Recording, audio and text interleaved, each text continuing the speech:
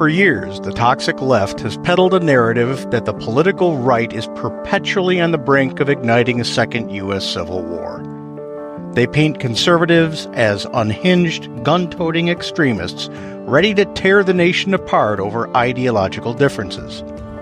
Yet, the evidence increasingly points to a far more troubling reality. It is the Marxist toxic left itself that is stoking division, anger, and a dangerous appetite for violence verging on the precipice of bloodshed. Recent reporting from Axios, based on interviews with over 24 House Democrats, exposes a seething undercurrent of rage within the left's base, a rage that flirts openly with lawlessness and chaos. And while some believe these admissions are being used as excuses for far-left Democrat absurdity, the fact remains: the toxic left, born of Marxist roots, is aching for violent confrontation. The left's accusations against the right have long been a projection, a smoke and mirrors tactic to deflect from their own radical impulses. While they accuse conservatives of undermining democracy, it is their own base that is now demanding blood, spectacle, and a rejection of civility.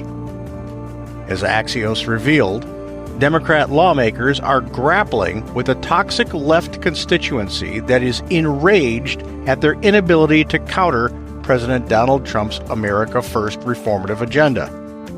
Far from seeking reasoned discourse or legislative solutions, these voters are pushing for escalation, some even advocating violence as a means to an end.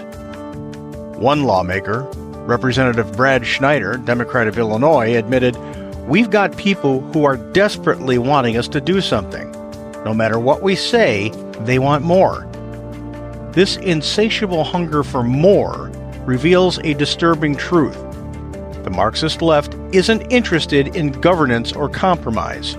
They crave confrontation, driven by an ideology that thrives on division and destruction. Their rhetoric, steeped in class warfare and resentment, dismisses the rule of law as an inconvenience, a barrier to their vision of justice. This anger and fury are not organic, but are being actively facilitated by deep-pocketed donors on the radical left.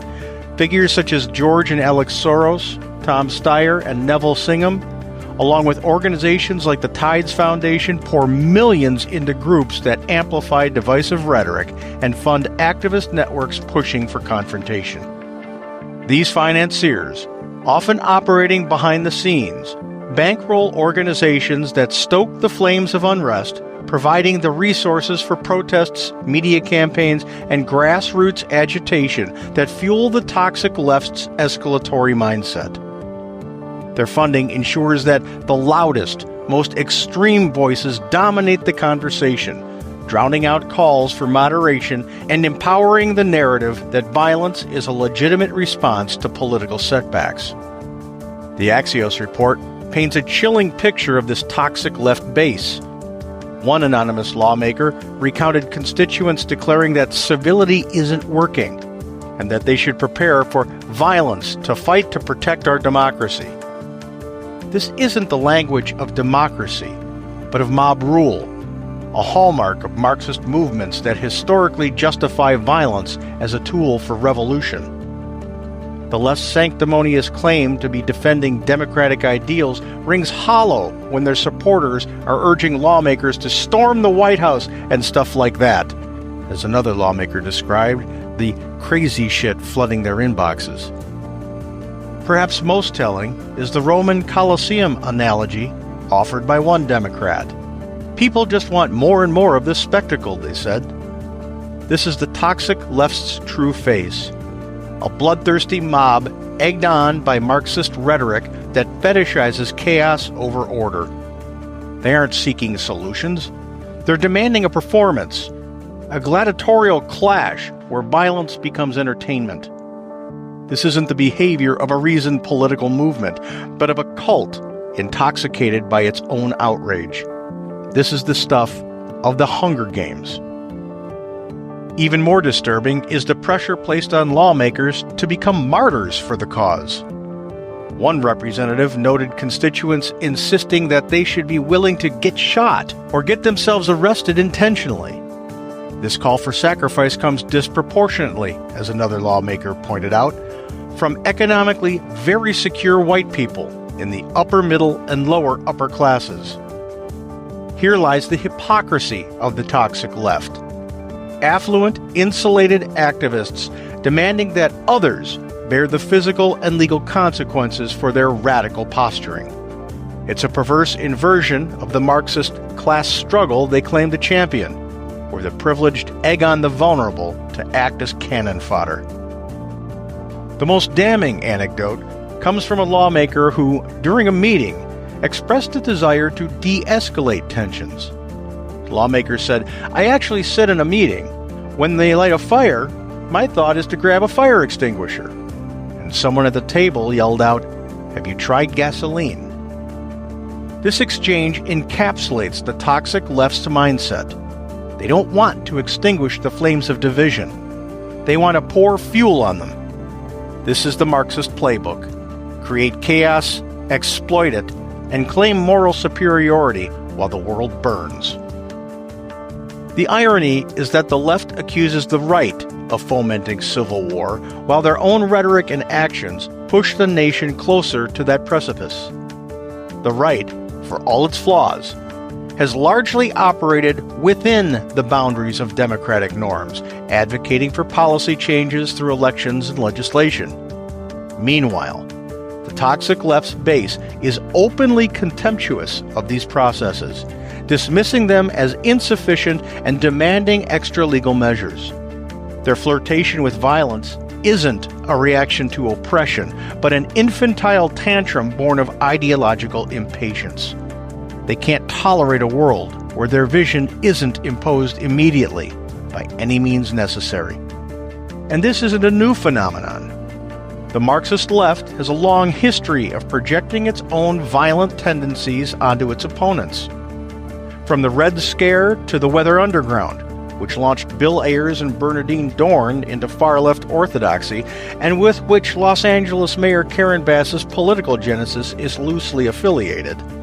From the Red Scare to the Weather Underground, they've cloaked their radicalism in the guise of resistance, accusing conservatives of the very divisiveness they cultivate. Today's toxic left is no different, weaponizing their base's anger to intimidate lawmakers and silence dissent. Their calls for blood to grab the attention of the press and the public, as one lawmaker put it, reveal a movement more interested in theatrics than governance. The danger lies in how this rhetoric normalizes violence as a political tool. By framing democracy as a battleground where only the most extreme actions count, the toxic left has radicalized its followers beyond its control. Their obsession with spectacle over substance, with gasoline over extinguishers, threatens not just political discourse, but the very fabric of the republic. If the right has been accused of stoking division, it is the Marxist left that is guilty of delivering the dynamite and lighting the match. The Axios report serves as a wake-up call. The toxic left space is not a fringe, but a growing force within the Democrat Party, and one their own lawmakers are struggling to contain. Their demands for violence, their rejection of civility, and their thirst for violent spectacle are not anomalies, but the logical endpoint of Marxist ideology, an ideology that thrives on violent conflict and abhors compromise. The political right isn't a threat to America's stability. The toxic left's reckless escalation is. If we are to avoid the chaos they seem so eager to provoke, we must call out their hypocrisy, reject their dangerous narrative, and incentivize the Democrat Party to expunge the toxins from their brand. And we must do all of this before the unhinged radicals of the Democrat toxic left deliver to us their coveted violent revolution, their second bloody U.S. Civil War. When we come back, our segment on America's Third Watch, broadcast nationally from our flagship station, WGUL AM 860 and FM 93.7 in Tampa, Florida.